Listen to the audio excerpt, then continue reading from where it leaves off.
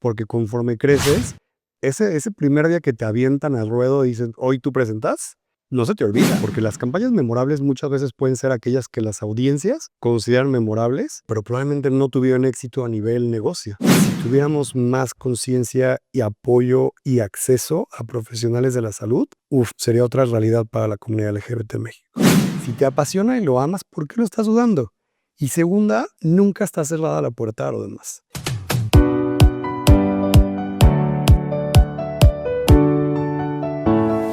Hola, ¿qué tal? Yo soy Carlos Dergal y esto es Dergal Talks. Bienvenidos y primero que nada muchas gracias a todos los que han compartido este episodio y otros porque esto es lo que nos hace llegar a una comunidad más grande. Y les pido compartan, suscríbanse, den like y sobre todo también pónganme en los comentarios a quién quieren ver, qué quieren que les pregunte, en fin, soy su portavoz. Y un poco en promesa de ello, siempre les quiero traer lo mejor de la industria. Entonces, hoy estoy honrado con la presencia de nuestro invitado, porque yo le digo que es el marketing hecho persona. Él es un comunicólogo egresado del TEC de Monterrey y que también tiene un MBA que estudió en la Universidad de Tecnología de Queensland, en Australia. Y bueno, además es maestro también del TEC y que ha visto crecer el marketing de grandes empresas en México como lo es Walmart, 3M y Microsoft, obviamente. También un dato curioso me decía es que es diseñador de té. Ahorita que nos platique más a detalle porque está súper interesante. Así es que démosle la bienvenida a Adrián Rodríguez. Muchísimas gracias. Qué gustazo estar aquí. Por fin. Platicábamos que en algún momento tuvimos chance de... Tuvimos una plática donde me decías que esto lo estabas viendo a futuro, que se te ocurría hacerlo. Yo dije, qué padre está porque has hecho las cosas súper interesantes con tu contenido. Gracias. Qué gusto estar aquí ahora que ya es una realidad este espacio de los Dergal Talks. Al contrario, gracias a ti, qué honor, qué gusto.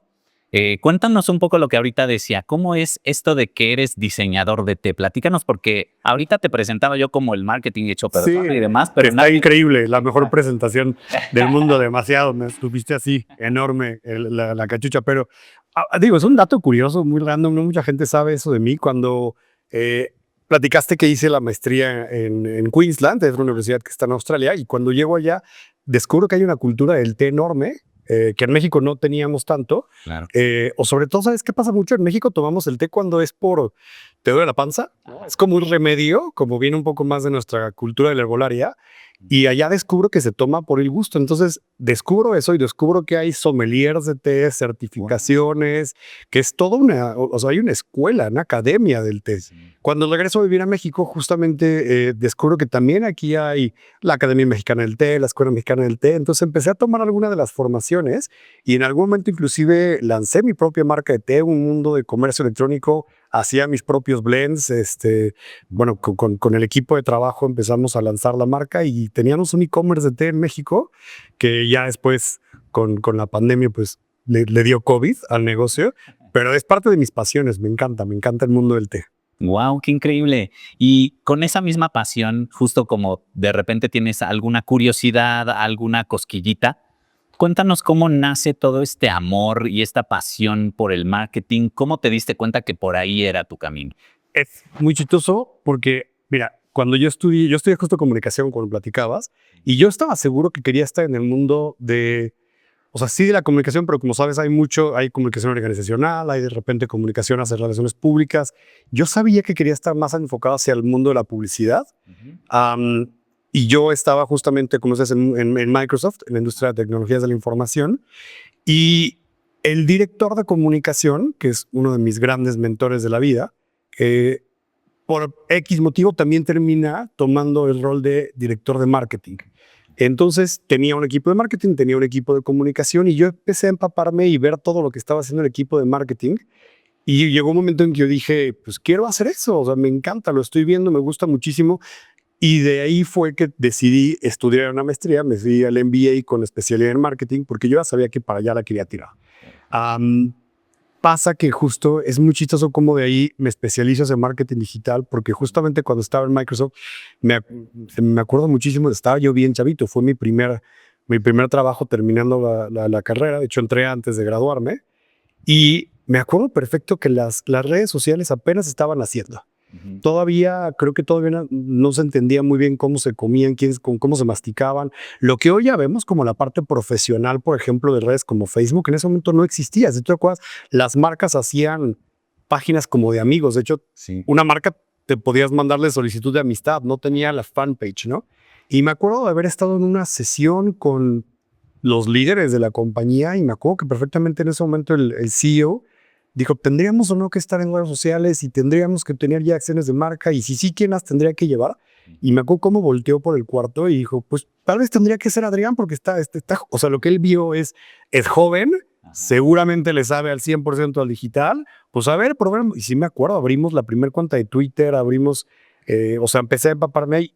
Cuando voy ya después de hacer la maestría, yo ya sabía que le quería tirar marketing digital. La tesis de la maestría la hice en marketing digital, de todos nuevos canales digitales, medios digitales, y de ahí nació realmente la pasión, que es lo que hoy llevo. Claro, y otra de las actividades, digamos, que haces es también eres maestro. Sí. Entonces, algo importante que yo he visto es que no siempre todos nos lo enseñan en la universidad, en la carrera. O sea, siempre tenemos que estar a veces construyendo de distintos aprendizajes, ¿no?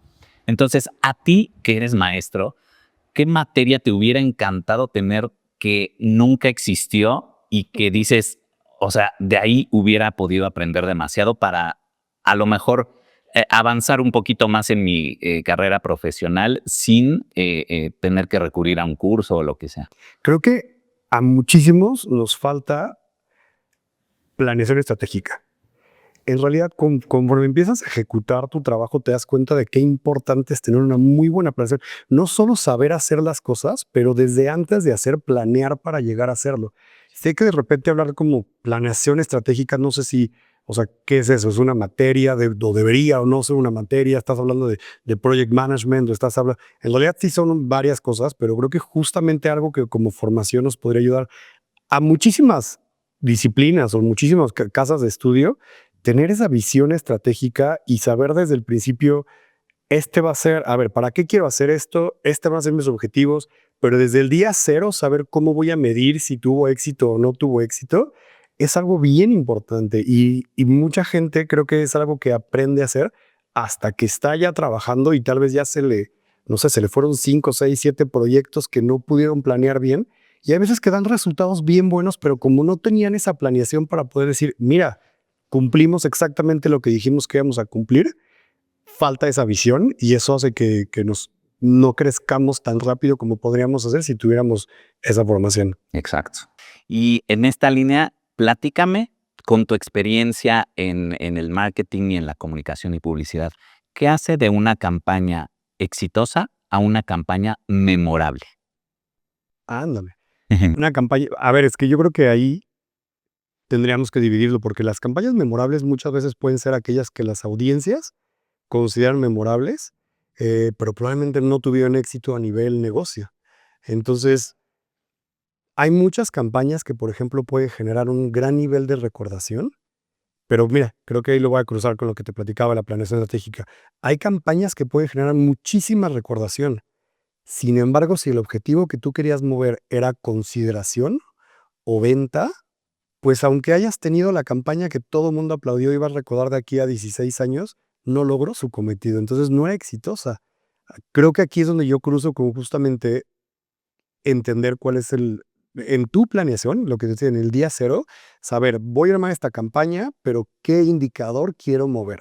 Y entonces en 6, 7 meses que acabe la campaña y que me sienta, y creo que también, ¿no? En los puntos intermedios, en touch points, voy viendo si va o no en dirección correcta, siempre con vista al indicador. Y a mí sí me ha pasado que hemos estado ejecutando campañas que en las revisiones intermedias nos damos cuenta que vas muy, muy bien con tal indicador, pero ese no era el que queríamos mover.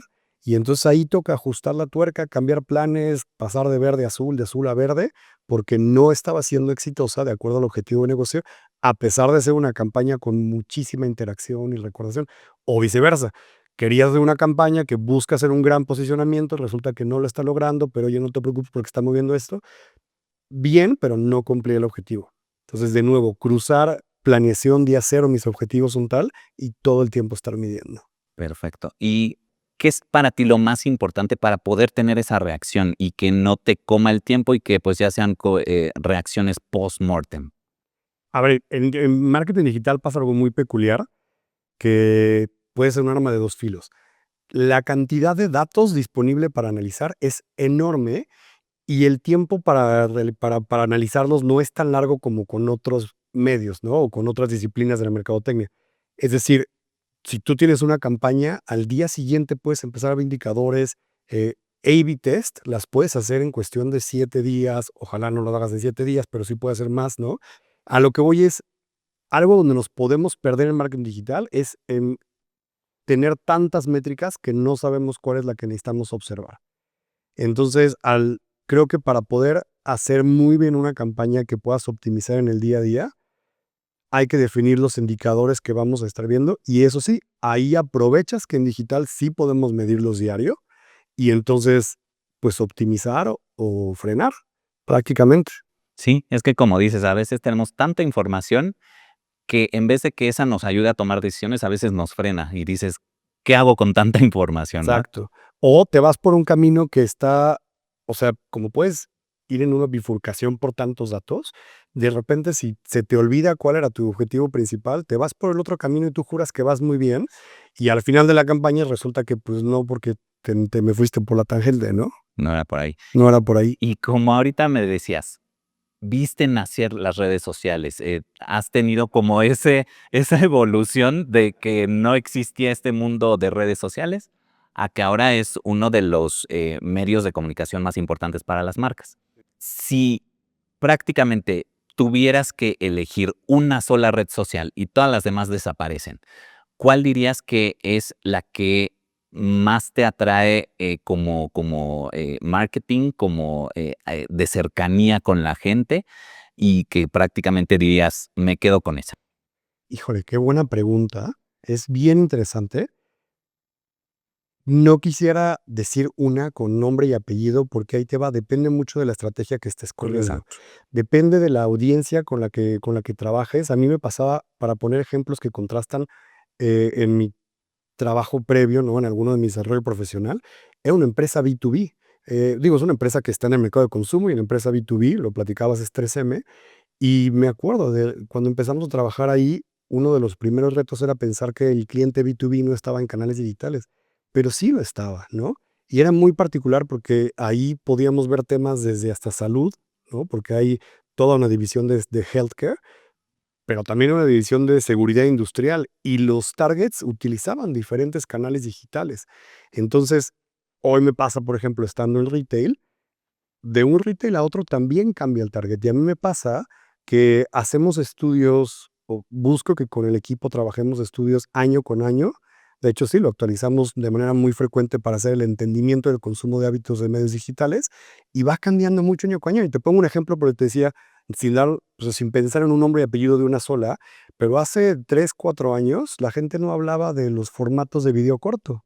Y hoy probablemente es el formato que tiene mayor crecimiento, pero no es el formato, por ejemplo, que me trae mayor conversión para una estrategia de e-commerce. Entonces, creo que depende muchísimo de la estrategia, de la marca, del objetivo, cuál es la red social que vas a utilizar. O el canal digital, más allá de redes sociales. Acuérdate que en digital tenemos CRM y también tenemos hasta los blogs que cada vez igual pierden un poco de fuerza, pero en realidad creo que un ejercicio del marketero es entender muy bien, tener el insight de sus clientes y después decidir el canal, y no al revés. Sí, buenísimo. Y al revés, justo ahora, como decía, parece que dependemos mucho de la tecnología o de lo digital. Si en algún momento desaparecieran todas las redes sociales, ya, ninguna existe, em, ¿crees que habría una crisis de comunicación?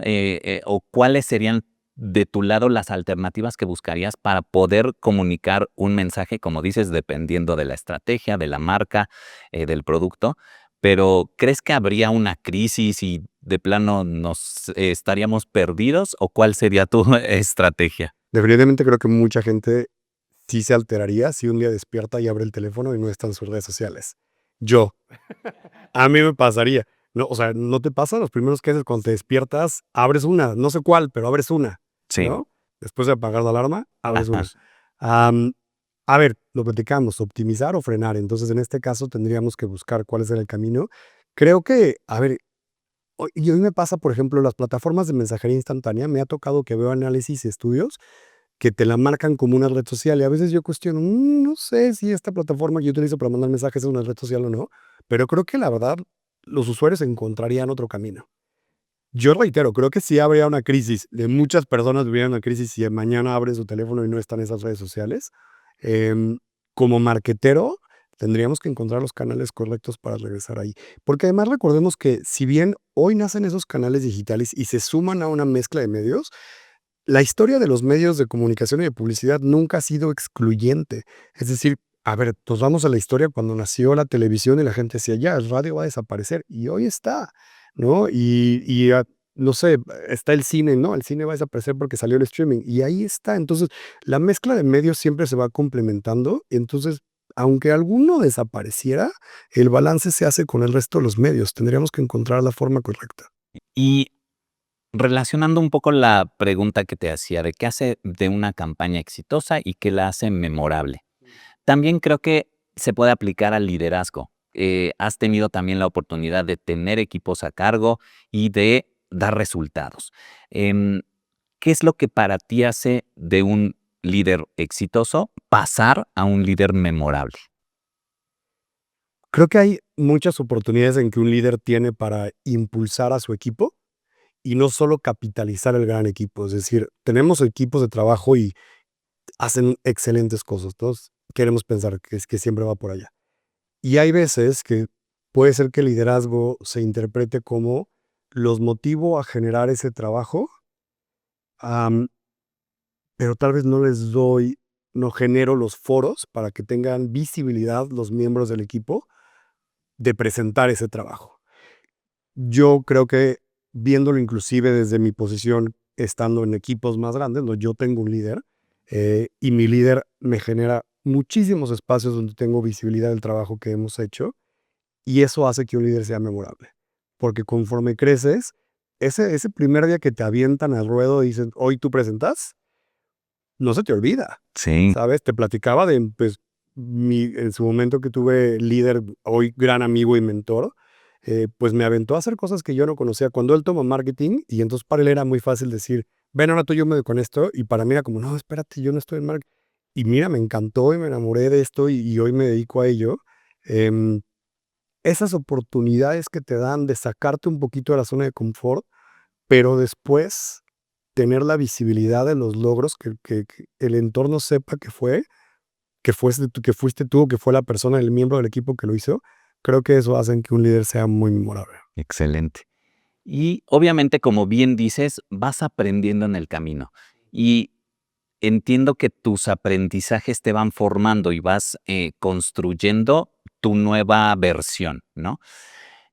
Si tú, marketero como eres, tuvieras que venderte con un copy tal cual, que tus aprendizajes y tu vida y tu historia al día de hoy fuera un copy de marketing, ¿cómo sería? Adrián Rodríguez, ¿y cuál sería tu copy? Dispuesto a optimizar con data. Excelente. Porque ahí te va la otra. Yo sí, forecasting hacia el mundo futureando, yo también creo que cada vez más lo que platicábamos del mar de datos que tiene digital, yo cada vez más pienso que el futuro de marketing digital va a estar súper ligado a data science, porque justo cada vez hay más mar y mar y mar de datos y aprender a analizar esos datos pero con esa eficiencia que tienen actuarios, que tiene justamente estos perfiles que ya son mucho más de data, creo que cada vez se va a integrar mucho más con el marketing digital. Entonces, aquellos que sepan optimizar basados en datos, la van a armar. Exacto, y te prepara para hacer realmente una estrategia de negocio, ¿no? Exacto. Cuéntame alguna experiencia en la que justo te hayas visto detenido, que haya sido un momento de crisis con una campaña, con una situación, con el equipo, con tu líder o lo que sea, y cómo aprendiste de ello, cómo saliste adelante. A ver, la realidad es que es muy chistoso, pero hay muchos, ¿no? O sea, en el día a día uno tiene que lidiar con muchos de estos momentos que no son fáciles. Em, a ver, y justo uno que sucede en el marco de estrategias digitales. En algún momento una de las marcas de las que he sido responsable en canales digitales, eran 11 y cacho de la noche, de repente tuvimos una alerta de que la marca estaba haciendo trending topic en Twitter, en ese momento todavía Twitter, pero literal, número uno trending topic nacional, pero por un tema negativo.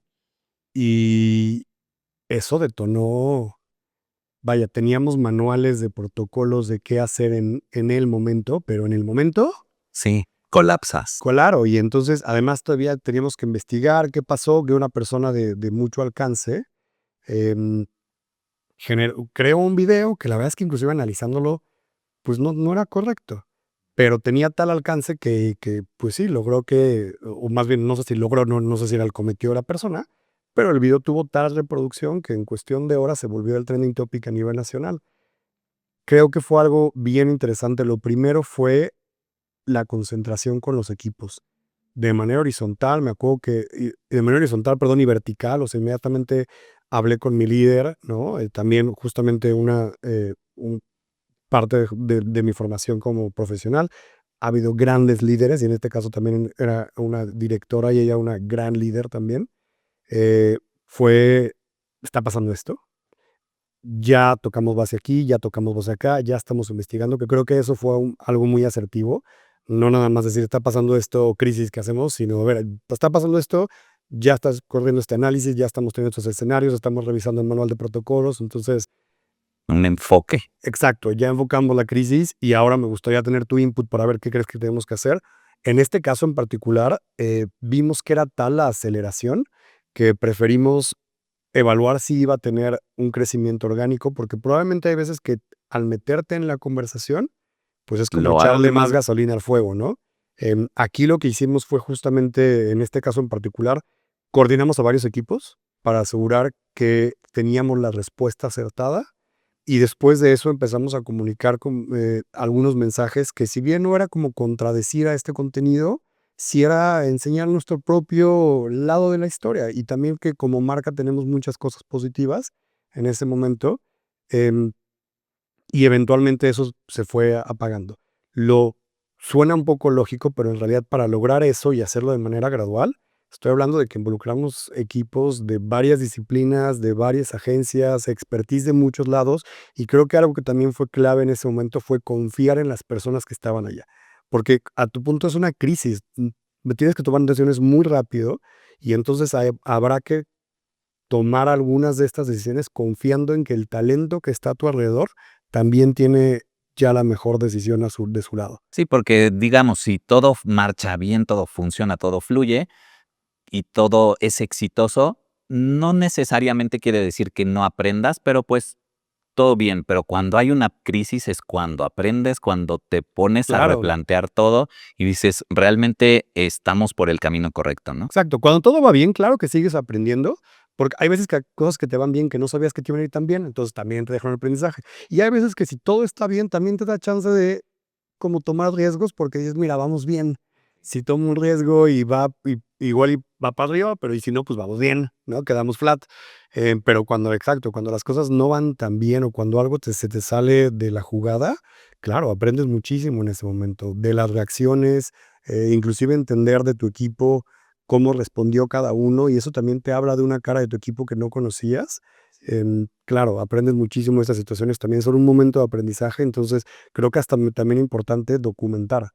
Terminando, se apaga el incendio y documentemos qué pasó para ver qué podemos evitar a futuro y también qué podemos replicar de esto que hicimos bien para apagar el incendio. Probablemente es una práctica que podríamos repetir no cuando haya incendios, sino mira, esto funciona. Exacto. Y yéndome un poco más a la parte personal y la que te mueve, justo tuve la fortuna de conocerte en alguna de estas alianzas y comité LGBT y la verdad es que son momentos muy, muy, muy importantes para la persona y el impacto social que puedes tener, que incluso con el marketing lo tienes, estás impactando a toda una comunidad, a toda una sociedad, una audiencia. ¿Qué te motiva o qué te motivó en ese momento a unirte a este comité, a luchar por estos derechos? Platícanos. Al punto que tú mencionas, sí como profesional de marketing, te das cuenta que hay ocasiones en las que un mensaje bien construido le puede llegar a muchas personas.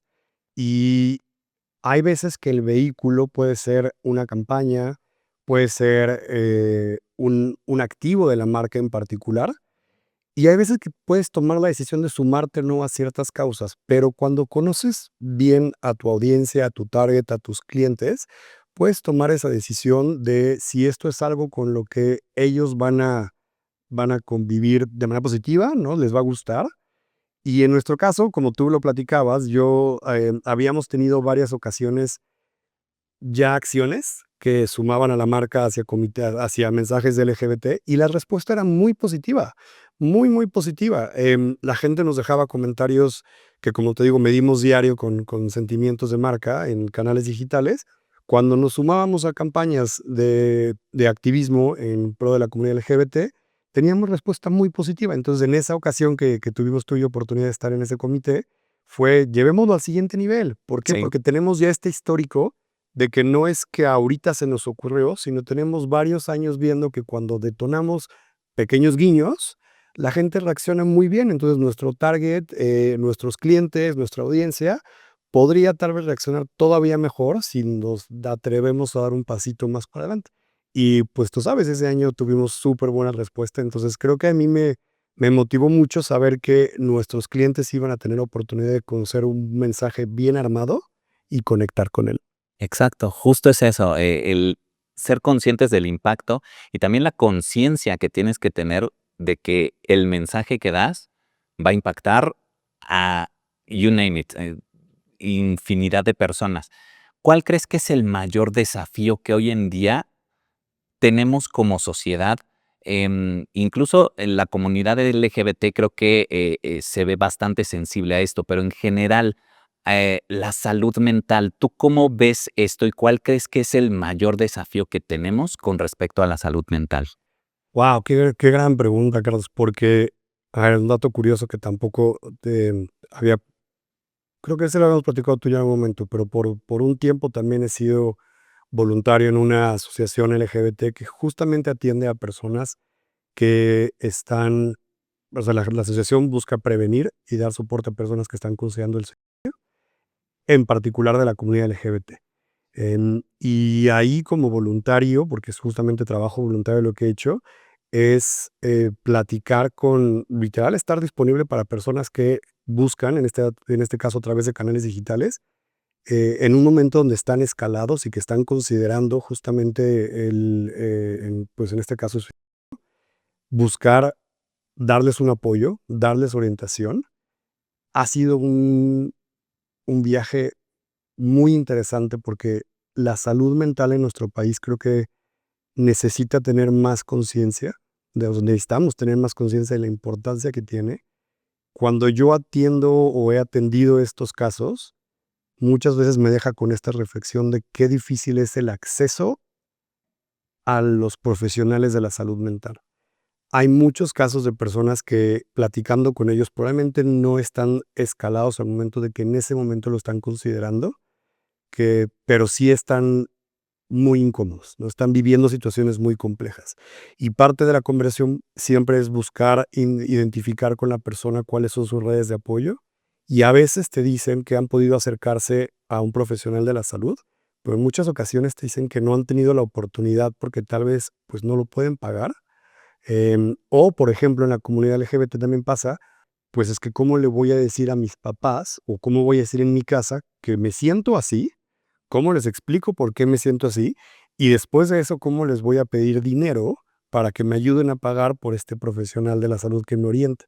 Entonces, muchos de los casos que yo he atendido, que son muchas horas a la semana dedicadas de voluntariado, de verdad digo, si tuviéramos más conciencia y apoyo y acceso a profesionales de la salud, sería otra realidad para la comunidad LGBT en México. Claro. Y dentro de este activismo y este voluntariado, seguramente te has topado con historias durísimas y con casos de vida terribles. Cuéntanos cómo lo enfrentas. O sea, obviamente tú tienes que motivar a las personas, ¿no? Pero obviamente seguro generas una empatía, ¿no? Entonces, platícanos de alguna situación en la que hayas dicho, esto está bastante fuerte, esto está muy grueso, pero que también te haya dejado esta satisfacción de pude dejar algo en esta persona. Claro. Mira, en realidad, donde yo hago este trabajo de voluntariado, donde lo he hecho desde el año pasado, claro, obviamente yo no soy un profesional de la salud, entonces lo que hacen es nos dan un entrenamiento, sobre todo para poder entender la situación actual de la persona que está buscando ayuda. Y cuando son casos que se llaman muy escalados, de hecho, hay un protocolo que yo detono para canalizarlos con un profesional de la salud que está disponible 24 horas. Al punto que tú mencionas, cuando llega esa situación, claro que te deja impactado. Muchas de esas historias a mí me pasa que digo, es que no lo puedo creer. O sea, te insisto, desde varias de ellas que em, me dejan con una sensación agridulce por el pensar, se pueden solucionar rápido con acceso a información que no tienen y me preocupa entonces que no la tengan, hasta otras que sí son muy sensibles y que de hecho parte del proceso es que nosotros como voluntarios no tenemos información de al final qué le pasó a cada caso, ¿no? Entonces, al final no es por curiosidad, es cumpliste un rol. La mayoría de los casos se resuelven justamente teniendo muy buena comunicación con la persona que está buscando, que se está acercando al servicio y se desescalan. Y ahí te sientes como perfecto, cumplí el check, le di la información que quería, es platicar con ellos sobre cuáles son tus opciones, a quién crees que te podrías acercar, y muchas veces con eso es suficiente. Am, Cuando no llega a ser así, que te platico de nuevo, no es que al final yo resuelva el caso o los voluntarios en general, sino que ahí se canaliza.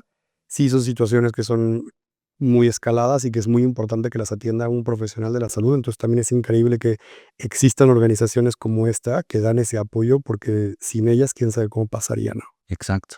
¿Y cómo crees que las empresas, porque también nos ven y escuchan muchos que tienen esas posiciones de decisión, cómo crees que las empresas pueden mejorar justo esta accesibilidad a estos tratamientos de salud mental y demás para que, como decía, podamos impactar socialmente de una manera más positiva, pero a nivel empresas? Yo creo que lo primero que hacen muy bien las empresas que están entendiendo esto es la visibilidad, la apertura. Creo que por ahí, si hacemos un paralelismo fuera una empresa como una familia, mm, escuchamos mucho el debate sobre qué tan, bueno, más bien existe un debate, no lo escuchamos porque creo que a mí por el particular no sé si me gusta participar de él, pero los niños chiquillos, ¿no? Y tienen visibilidad de la comunidad trans y tienen visibilidad de la comunidad en general, de la comunidad LGBT, y de repente está el debate si debieran o no. Y muchas veces creo que un aprendizaje increíble es si tu hijo no va a volverse parte de la comunidad LGBT por haber escuchado que existía. Sin embargo, si tu hijo o hija lo es, saber y entender que en tu casa está la apertura le va a ayudar a saber que es normal, que se puede acercar a ti, que puede abrirse y expresarlo sin ser juzgado o juzgada.